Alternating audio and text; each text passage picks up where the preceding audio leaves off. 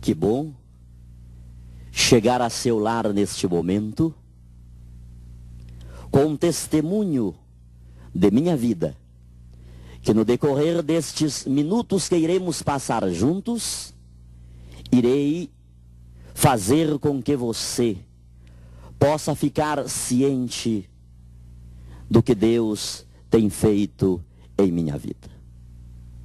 Desde que, querido amigo, querida amiga, querido irmão, querida irmã, desde quando as primeiras comunidades tomaram conhecimento desta palavra, desta saudação que o arcanjo Gabriel levou na sua chegada a Maria. A Maria, até então, simplesmente Maria de Nazaré, de uma família pobre, talvez desprezada, de uma família que ninguém dava muita importância, até porque ela própria era uma mocinha desprovida de preconceitos, de paradigmas e com certeza de vaidade. Que palavras são estas? Está no Evangelho de São Lucas, no capítulo 1 e no versículo 28, que diz: o anjo entrou onde ela estava e disse: alegre-se, cheia de graça. Desde que as primeiras comunidades tomaram conhecimento também das palavras que Isabel proferiu a Maria no momento da visitação. Que palavras são estas? Continuamos no mesmo capítulo 1 desta feita, no versículo 42. Com um grande grito exclamou: você é bendita entre as mulheres, e é bendito o fruto do seu ventre. Quando os primeiros cristãos tomaram conhecimento desta palavra, e sobretudo depois do ano 431, quando houve o concílio de Éfeso, que definiu que Maria é Theotokos, ou seja, ela é mãe de Deus, porque Jesus é Deus. É aqui no Evangelho de São João, no capítulo 1, versículo 1, que nós já temos uma clareza de quem é Jesus, porque este texto se expressa que no princípio era o Verbo estava com Deus, e o Verbo era Deus. As primeiras comunidades não hesitaram, não perderam tempo, e até mesmo fazendo ressonância e eco aquilo que Maria mesma disse no Magnífica, que doravante todas as gerações me chamarão, me proclamarão de bem-aventurada. Desde os primórdios da fé cristã, a igreja diz: Ave Maria, cheia de graça, o Senhor é convosco. Bendita sois vós entre as mulheres, bendito é o fruto do vosso ventre, Jesus. Santa Maria, Mãe de Deus, rogai por nós, pecadores, agora e na hora de nossa morte. Amém. É com esta Ave Maria que eu entro no seu lar, caro amigo, caro amiga, para partilharmos esta experiência que Deus deu-me a graça, por um fim que Ele sabe qual, de hoje poder partilhar convosco a minha experiência de pastor pentecostal para católico apostólico romano.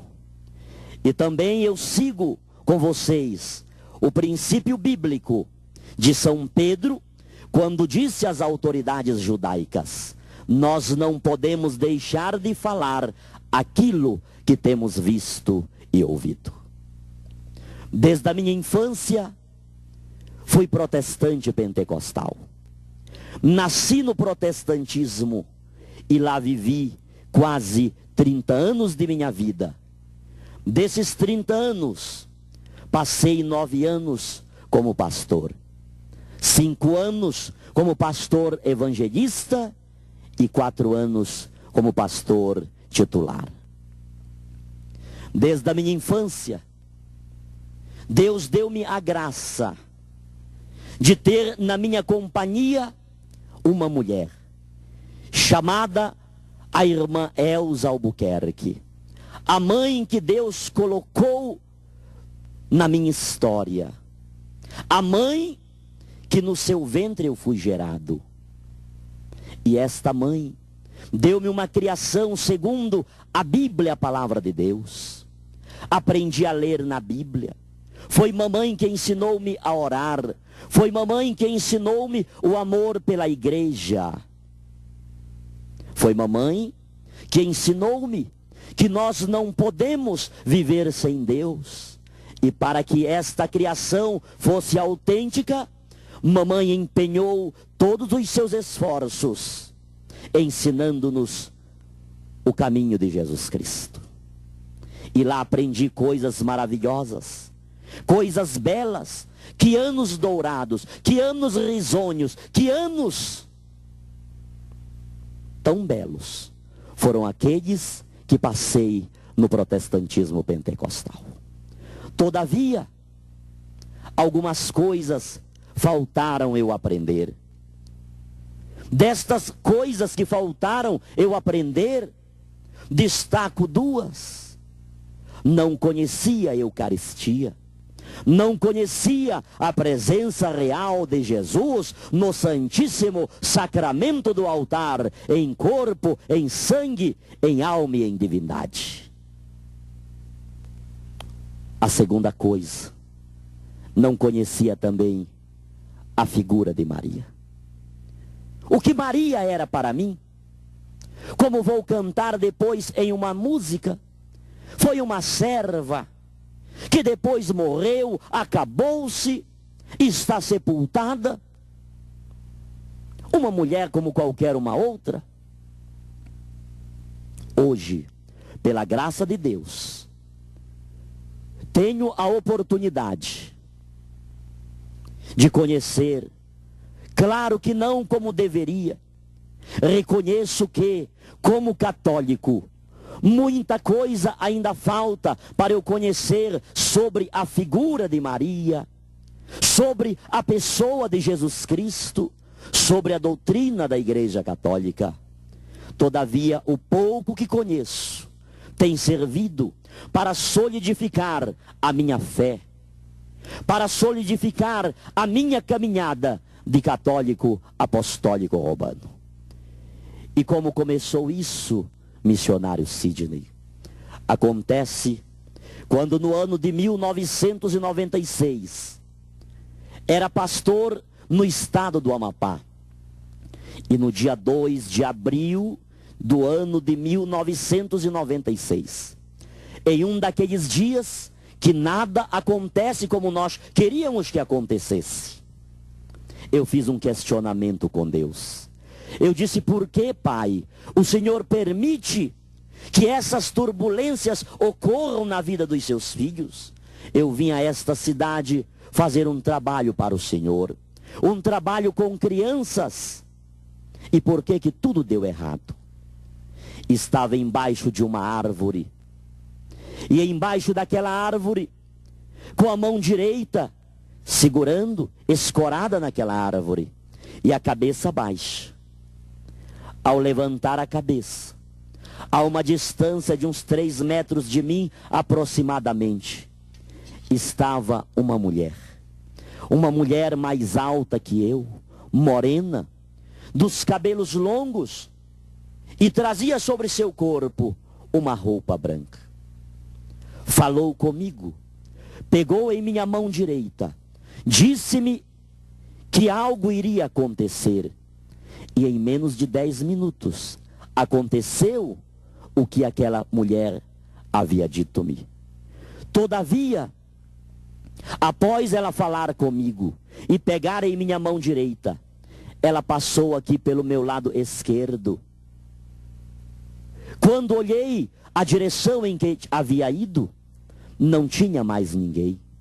Como eu era um pastor pentecostal, caí ajoelhado, dando glória a Deus, aleluia, falando em línguas estranhas, glorificando a Deus. porque eu estava convicto que naquele momento que tudo deu errado para mim, Deus havia mandado até a presença do pastor Sidney Oster de Alencar um anjo na forma, na aparência de uma mulher. Muito embora saibamos que anjos não têm sexo, mas Deus é soberano. Quem é o homem para dizer a Deus: por que fazes isto? Fiquei glorificando a Deus. Em menos de 10 minutos, o que ela falou que iria acontecer, aconteceu. Contei para vários pastores, e todos eles comungaram comigo, inclusive minha esposa, que havia sido um anjo na aparência de uma mulher. Quase 2 anos transcorrem-se deste acontecimento. Continuei pastor, mais convicto, mais autêntico, mais destemido. Porém, quase 2 anos após este fato, esta mesma mulher, esta mesma figura feminina, vai aparecer-me por uma segunda vez, diferente da primeira vez. A primeira vez foi ao vivo e a cores, ela pegou em minha mão. Mas na segunda vez, foi em um sonho. E naquele sonho, ela disse-me: eu te escolhi, não temas. Tu converterás multidões antes do grande acontecimento.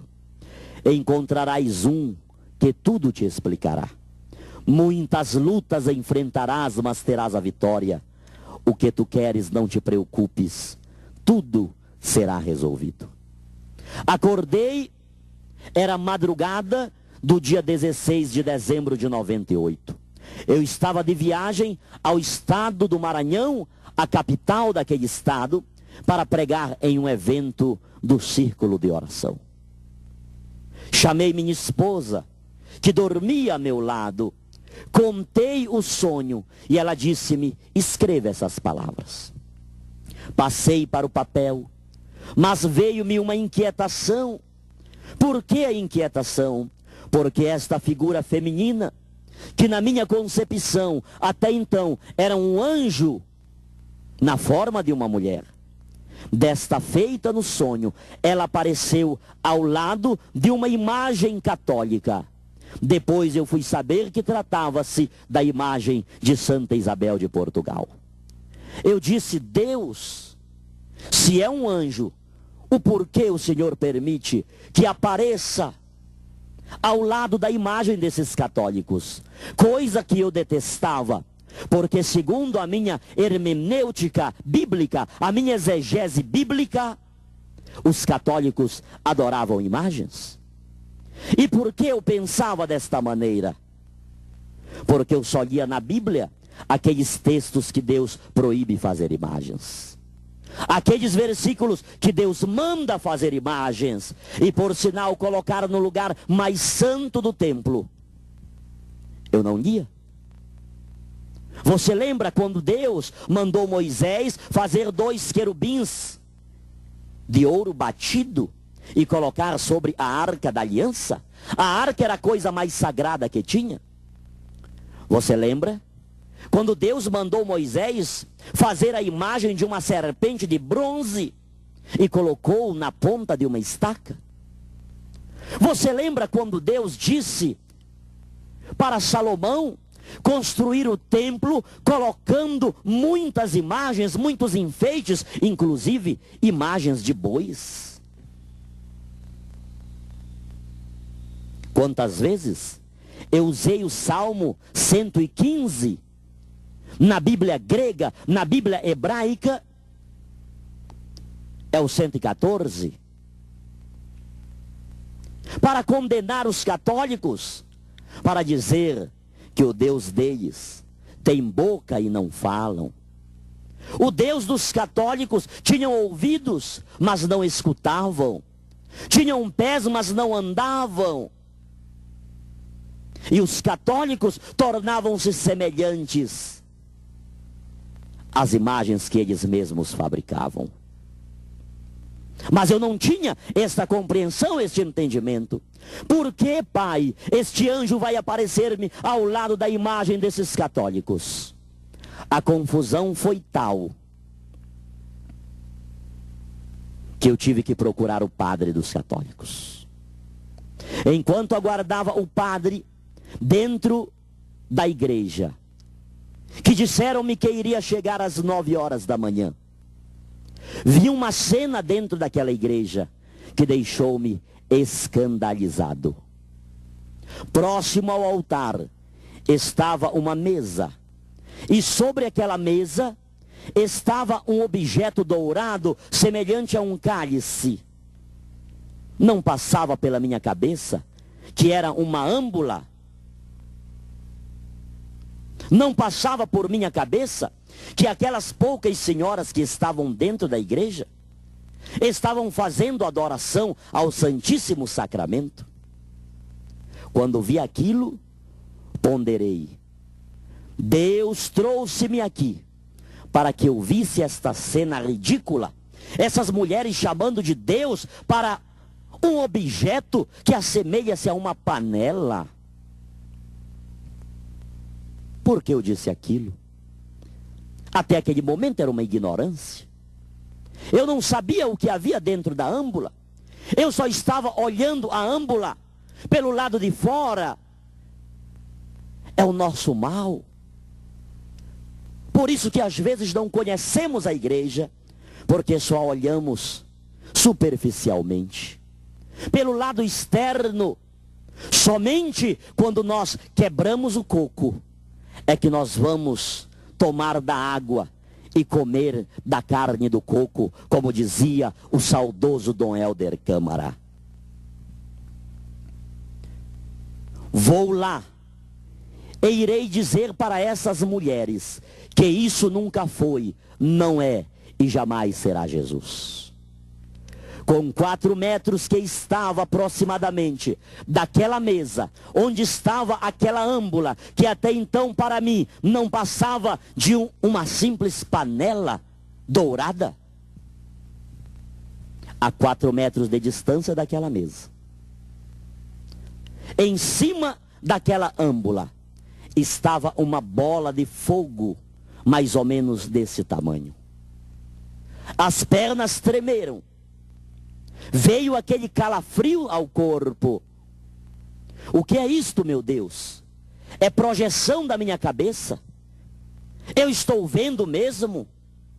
Veio o pensamento: isto é coisa do demônio, pastor Sidney. Para você não falar de Jesus para essas mulheres que estão adorando um objeto para o qual chamam de Deus, para o qual chamam de Jesus Cristo. Atrevi-me a dar mais uns passos. E quando já estavam uns 2 metros de distância para chegar àquela mesa, as pernas travaram. Nem para frente, nem para trás. Eu não tinha mais firmeza na perna. As lágrimas rapidamente começaram a jorrar dos meus olhos. Parece que uma mão empurrava-me aqui na nuca, e eu caí debruçado em frente àquela mesa. Caí chorando, dando glória a Deus, aleluias, glorificando a Deus, falando em línguas estranhas. Era uma presença de Deus sobrenatural. Isso não quer dizer que enquanto pastor no protestantismo eu não sentisse a presença de Deus. Mas o que estava acontecendo comigo naquele dia era algo inédito, até então jamais por mim vivido. Fiquei lá chorando, sentindo aquela presença sobrenatural e desfrutando daquele oásis, daquele paraíso que Deus fazia existir em minha alma dentro daquela igreja católica apostólica romana. Foi exatamente naquele dia, o primeiro dia que entrei em uma igreja católica, o dia 16 de dezembro de 1998, que eu tive a plena certeza que Jesus Cristo, Ele sempre esteve vivo, com poder, com grande glória, dentro da Igreja Católica Apostólica Romana. Quando levantei dali, estava claro no meu coração: jamais, jamais vou dizer, eu estou salvo. Quem é da minha igreja está salvo. Os católicos estão todos no inferno. Deus dava-me a graça de saber que Ele estava ali presente.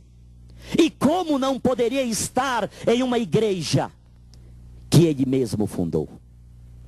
Em uma igreja que Ele mesmo disse a Pedro: tu és Pedro, e sobre esta pedra eu edificarei a minha igreja, e nem as portas do inferno prevalecerão contra ela.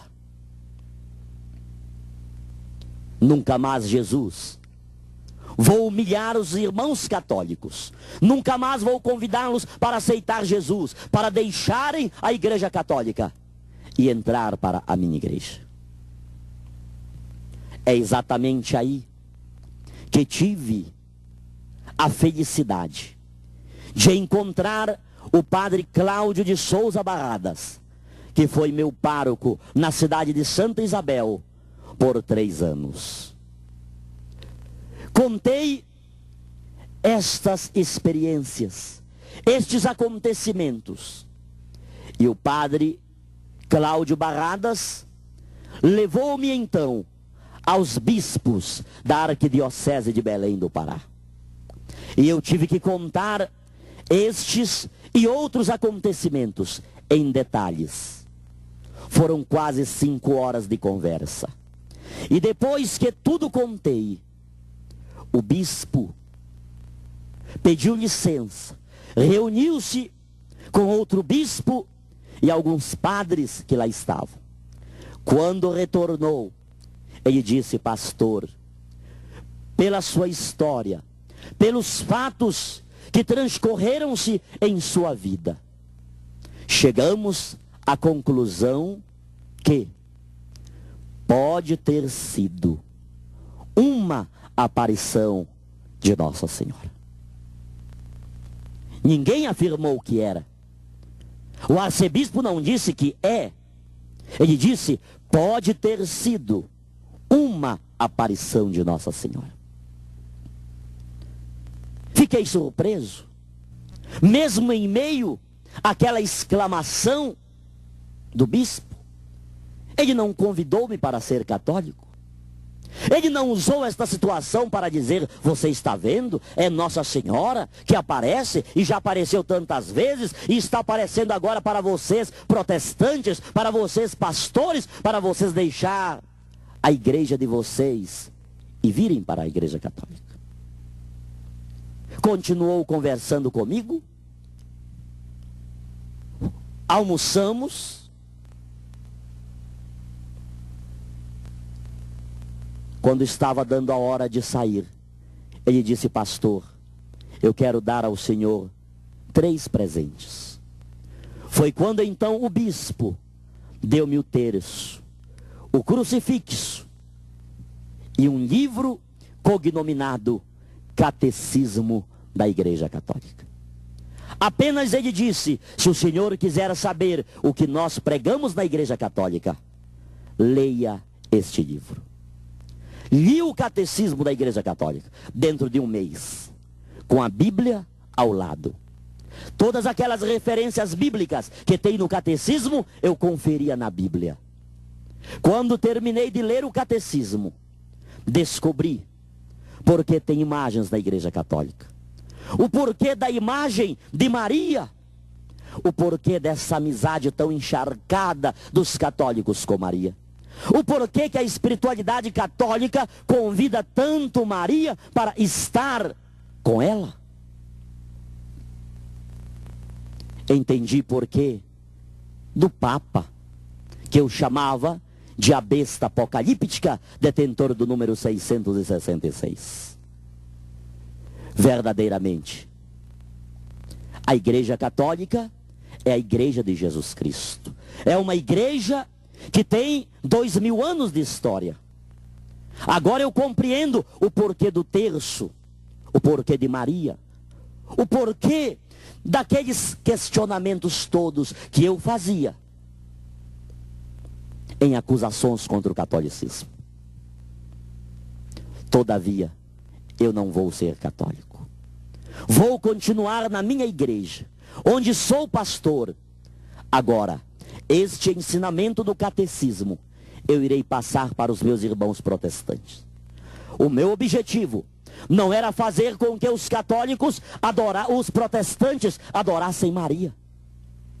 Coisa que a própria Igreja Católica nunca fez em 2004 anos de história. E não era agora que eu iria fazer os irmãos protestantes adorar Maria. O que eu queria era que os meus irmãos protestantes, onde eu era pastor, tivesse, se não a veneração que os católicos têm por Maria, mas que tivesse o respeito por ela. Porque ela não foi uma mulher qualquer.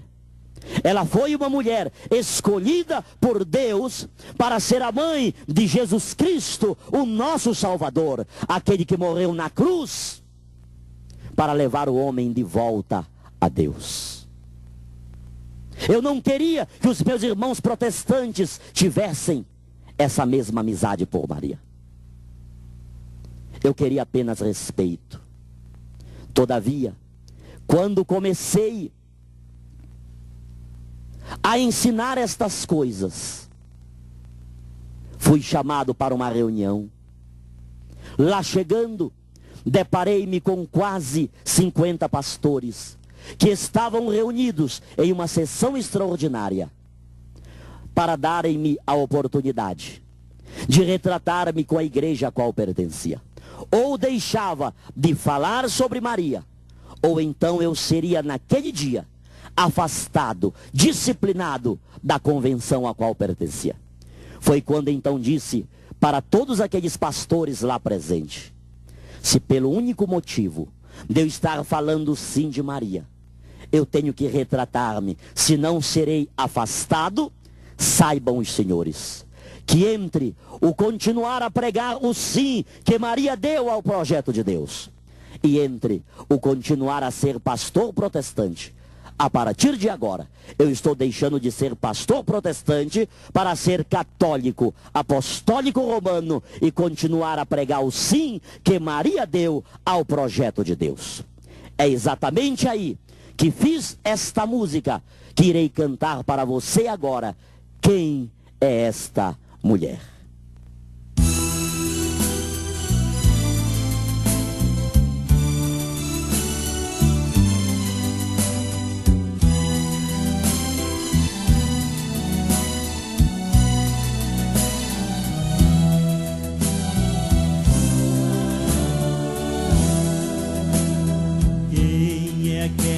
Que escuta de si e se doa.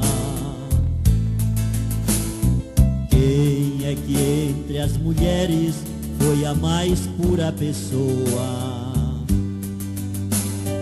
Quem pôde ser a escolhida para ser mãe de Jesus e da igreja também? Procurei, porém não encontrei igual a ela ninguém. Quem é esta que avança suave, transmitindo esperança? Quem é esta que amamentou a mais pura criança? Quem é esta que é cheia de amor, mas ao chegar a dor fica em pé junto à cruz? Essa mulher não é uma qualquer, é a mãe de Jesus. Quem é esta que diz façam tudo o que ele mandar? Quem é esta mais que qualquer outra sabia se entregar? Quem é esta que acreditou, creu e se entregou ao suplício da cruz? Essa mulher não é outra, ela é Maria, mãe de Jesus.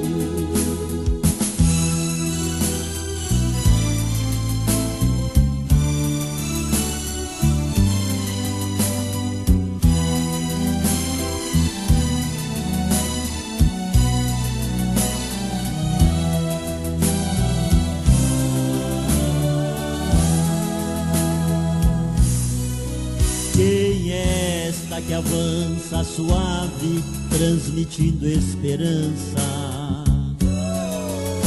Quem é esta que amamentou a mais pura criança? Quem é esta que é cheia de amor, mas ao chegar a dor fica em pé junto à cruz? Essa mulher não é uma qualquer, é a mãe de Jesus. Quem é esta que diz, façam tudo o que ele mandar? Quem é esta mais que qualquer outra sabia se entregar? Quem é esta que acreditou, creu e se entregou ao suplício da cruz? Essa mulher não é outra, ela é Maria, mãe de Jesus, de Jesus.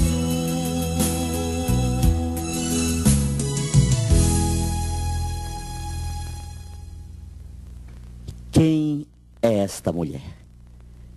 Essa música está no CD Recomeçar. É a música de número 2 desse CD.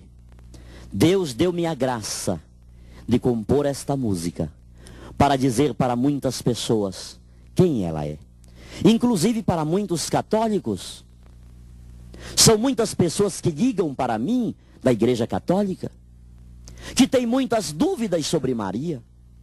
O que ela significa na história da salvação. É muitas pessoas que lamentavelmente ainda não sabem quem é esta mulher. Eu espero, querido, que essa música possa te dizer aquilo que as minhas palavras não conseguem te dizer aquilo. É a mãe de Jesus Cristo, o nosso Salvador. É a filha de Deus Pai. É a mãe do Filho. Ela é a esposa do Espírito Santo. Que grandeza ela ter sido a escolhida de Deus por sua obediência. Diante desta minha saída, desta minha decisão, vem um preço muito alto. Um preço que tudo perdi. Inclusive, o relacionamento com minha mãe, que até então era tão sólido, tão autêntico, tão consistente, agora estava abalado. Porque minha mãe não aceitava o fato do seu querido filho, que ela tanto fez para educar nos caminhos do Senhor, que tudo fez para que fosse pastor, agora dizer que era católico foi muito difícil, foi muita dificuldade. Além desta dificuldade, teve também uma outra dificuldade com a minha esposa, porque ela disse que nem mesmo minha mãe estava do meu lado, nem mesmo minha mãe tinha conseguido perdoar, aceitar aquela situação, e ela também não aceitaria. E o sinal de sua não aceitação é que ficamos 1 ano e meio separados. Passei um deserto, um momento muito cruciante dentro da Igreja Católica. Por quê? Dentro da Igreja Católica, eu era vítima de uma tão grande desconfiança, de uma tão grande rejeição, porque muitos diziam que eu era um espião dentro da Igreja Católica, que eu queria ganhar a confiança dos católicos para depois levá-los a uma igreja protestante. Outros ainda diziam que eu queria saber defeitos dos católicos, de padres, de freiras, de bispos, para depois escrever um livro. Aquilo era tudo uma armação. Era uma rejeição tão grande. É exatamente nesta época que o pastor Sidney de Alencar, ele vai engraxar sapato no terminal rodoviário de Belém do Pará, lá em São Brás. É nesta época que o pastor Sidney de Alencar vai dormir em cima de papelão sobre um estrado de cama. Era rejeição dentro do catolicismo e perseguição do lado protestante, sobretudo da minha família. E diante da situação que estava vivendo, muitos pastores chegavam comigo para dizer: você está vendo? Essa é a situação do homem que deixa Jesus, que deixa os caminhos de Deus. Você não passa de um trapo humano. Você é o sinônimo da miséria. Um homem que tinha uma boa projeção. Quantas pessoas não me conheceram? Quantos não me conheceram do livro A Batalha de Davi, o Gigante Filisteu? Quantos não me conheceram daquele outro livro, Do Exílio ao Poder? Quantos não me conheceram de rádios, de televisão? E agora, estava naquela situação? Mas eu voltei àquela igreja, onde caí diante de Jesus sacramentado. E quando cheguei naquela igreja, um trapo humano, cheio de dores, cheio de mágoas, diante do que estava enfrentando, do que estava vivendo, coloquei-me embaixo do sacrário. E diante de Jesus sacramentado, eu começo a fazer um pedido: ajuda-me a superar todas essas dificuldades. Não permita, Senhor Jesus, que eu venha perder a minha fé.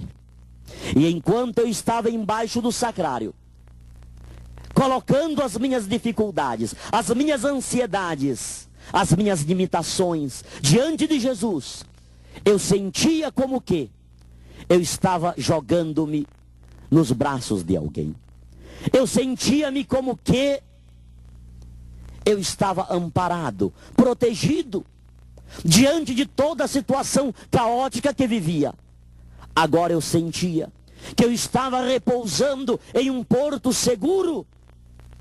Eu era como um navio que, depois de uma longa tempestade em um oceano, ele consegue chegar a um porto seguro. E esse porto seguro foi Jesus. E é exatamente ali, embaixo do sacrário, que eu recebi a inspiração para fazer esta música, que neste momento eu vou cantar para você. Quem sabe a situação que vivi é a situação que você está vivendo agora.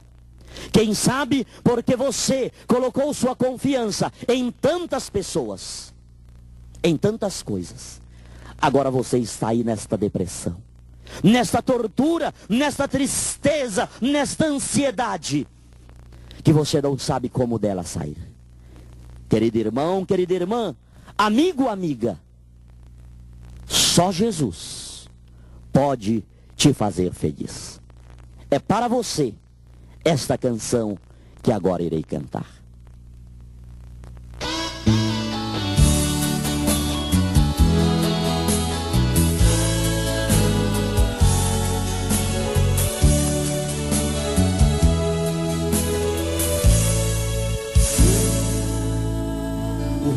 Você não diz de uma vez quem você é? Por que você não diz de uma vez tudo que você quer? Será que você sabe o que realmente é? Será que você sabe o que realmente você quer? Talvez você procure alguém que lhe abrace igual ou mais que ninguém. Só Jesus pode lhe fazer alguém. Se jogue em seus braços, receba o abraço que tira o cansaço e que faz ser feliz. É no seu regaço que firmo os meus passos e que sou feliz. Eu me jogo em teus braços, me dá teu abraço, que tira o cansaço e que faz ser feliz. É no seu regaço que firmo os meus passos e que sou feliz.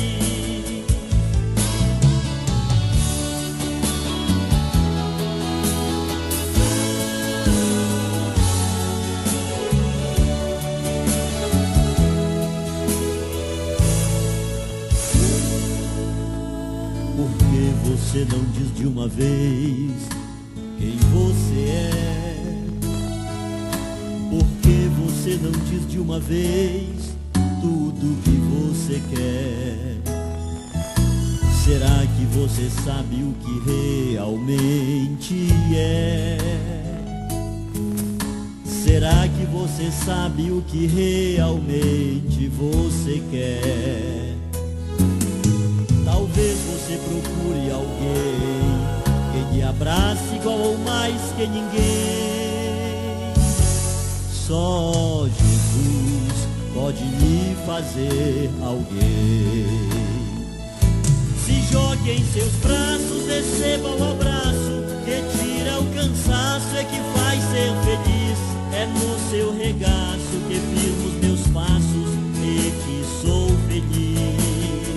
Eu me jogo em teus braços, me dá teu abraço que tira o cansaço e que faz ser feliz.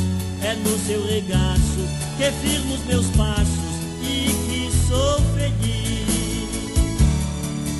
Feliz.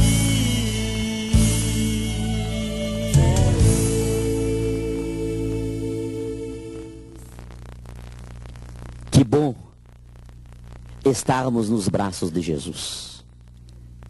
Que bom confiar em Jesus. Aqueles que confiam no Senhor, já dizia o salmista, é como o monte de Sião que não se abala, mas permanece firme para sempre.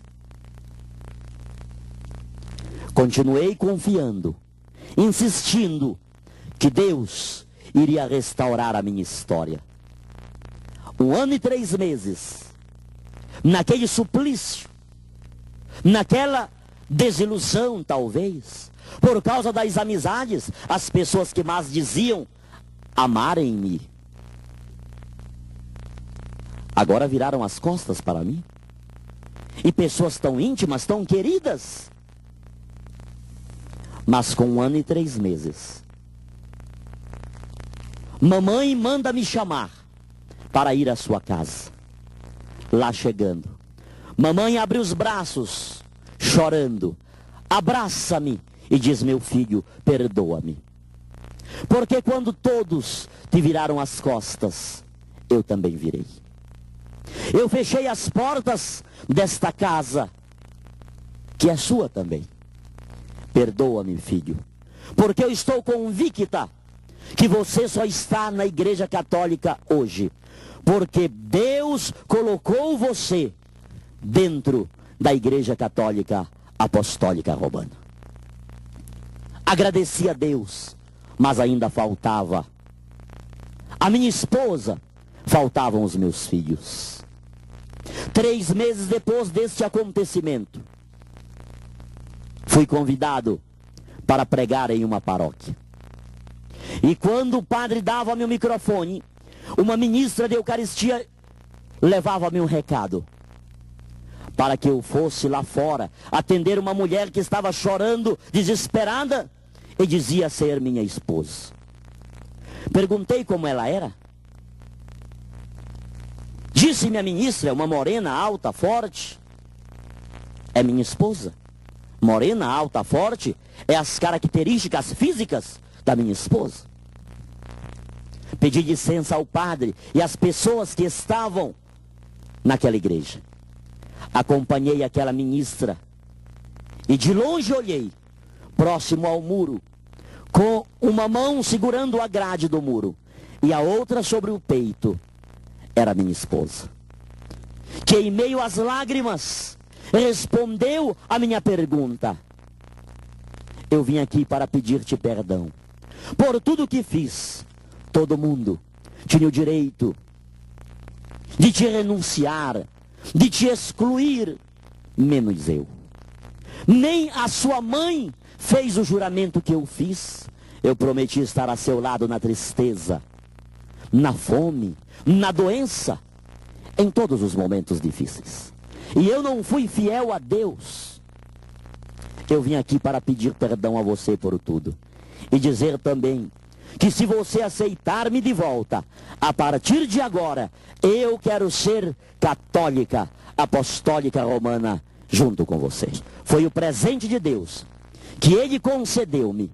E esta é a grande razão que me faz cortar o Brasil de norte a sul, de leste a oeste, e dizer, sem medo algum, que dentro da Igreja Católica Apostólica Romana, Deus está fazendo maravilhas. Está restaurando famílias, curando doentes, libertando pessoas oprimidas, pessoas que outrora eram escravizadas, pessoas que outrora estavam distantes de Deus. Muitas destas pessoas estão encontrando-se dentro da Igreja Católica Apostólica Romana, porque em 2004 anos ela prega uma mensagem: em nenhum outro há salvação. Em cima nos céus e embaixo na terra não existe outro nome dado entre os homens pelo qual importa que possamos ser salvos.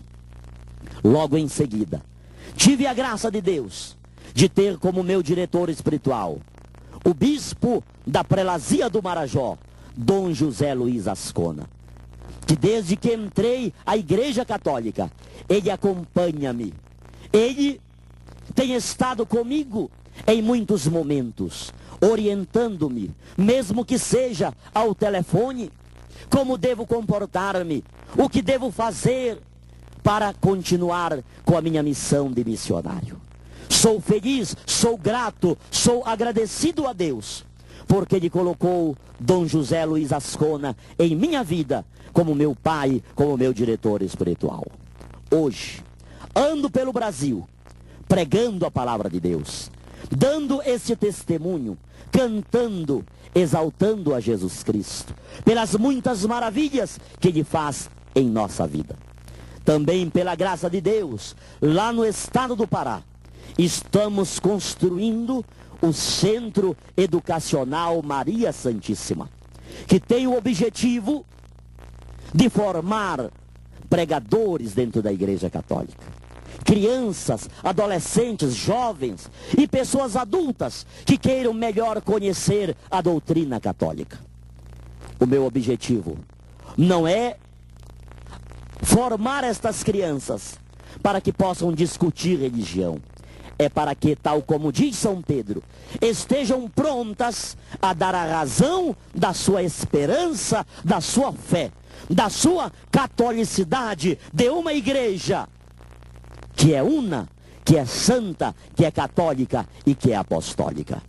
Para que possam, em todos os momentos de sua vida, serem verdadeiros cristãos autênticos, que não venham ser levados por todo o vento de doutrina, mas que possam ter edificado a sua casa sobre a rocha, que vieram as turbulências, os vendavais, os ciclones, mas não puderam destruir aquela casa, porque aquela casa está edificada sobre a rocha. E a rocha sobre a qual a Igreja Católica está edificada é a rocha chamada Jesus Cristo.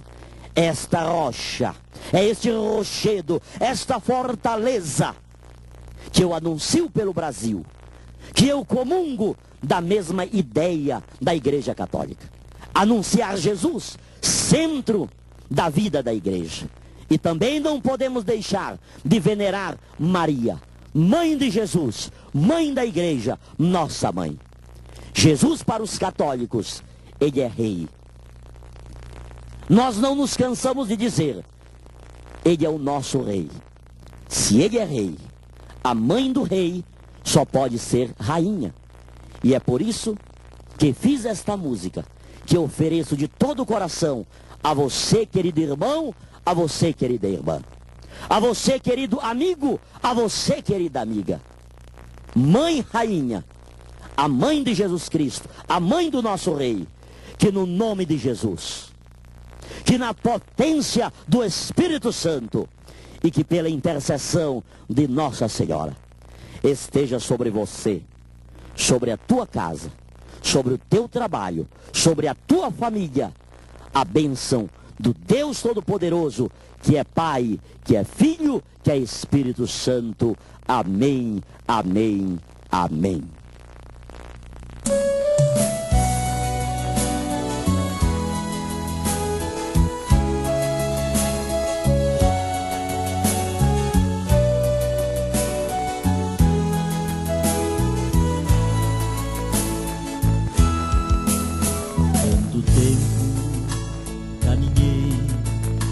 sem te conhecer. Só te via como alguém que apenas concebeu a Jesus, o Supremo Salvador. Apenas exemplos deixou e como humilde serva expirou. Mas hoje eu sei quem és, mulher, eu que foste. Eu sim, para Deus foi a tua eterna grandeza. Mãe, rainha, foste mãe vencedora da guerra. Hoje és venerada na terra, eu também digo bendita és. Ao dizer para Deus, faça a sua vontade, te entregaste para Ele de todo o coração. Tua vida nesta terra não foi expulsão, foi a mais dolorosa missão que só tu, mãe, por mim suportou. Mas hoje eu sei quem és, mulher, eu que foste. Eu sim, para Deus foi a tua eterna grandeza.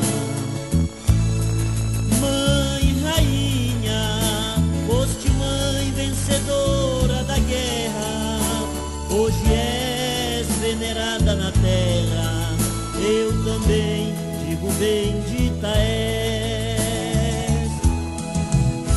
Te venero, eu te amo e eternamente, ó mãe, quero sempre dizer sim em tudo para Deus. Pelo sim que tu deste veio o Salvador, que um alto preço pagou, e hoje liberto estou.